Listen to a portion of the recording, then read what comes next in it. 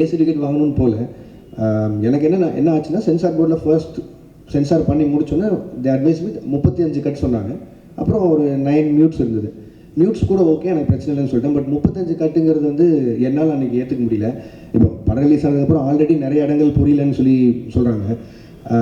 Maybe அது I take the blame. நிறைய இடத்துல நான் புரிய வச்சுருக்கணும். பட் ஆனால் அதையும் மீறி 35 கட் அப்படின்னா அது படமாகவே இருந்திருக்காது.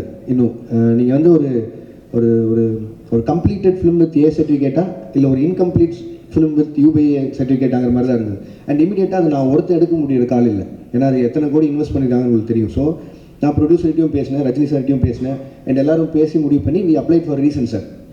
உடனே ரீசென்சார் அப்ளை பண்ணோம். ரீசென்சாரில் அடுத்த பேனல் பார்த்துட்டு திருப்பியும் அதே 35 கட்டு அட்வைஸ் பண்ணாங்க.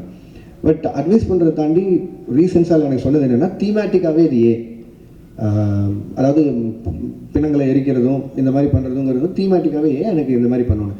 அண்ட் எங்களுக்கான ரிலீஸ் டைம் இருக்குது.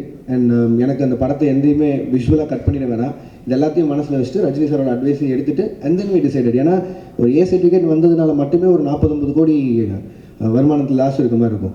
பட் ஆனால் அது சன் பிக்சர்ஸ் எனக்கு கொடுத்த ஃப்ரீடம், ரஜினி சார் எனக்கு கொடுத்த ஃப்ரீடம், லோகேஷ் உங்கள் காலாக இருக்கட்டும், உங்களுக்கு என்ன தோணுதோ பண்ணுங்கன்னு.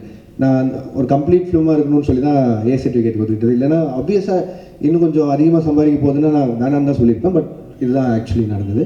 அண்ட் ரிகார்டிங் ஜனநாயகன் எனக்கு நீங்கள் வினோத நாடு தான் கேட்கணும். நான் சென்சாருக்குள்ளே போகல, என்னால் நான் சொல்ல முடியும். Thank you sir. இந்த கேள்வி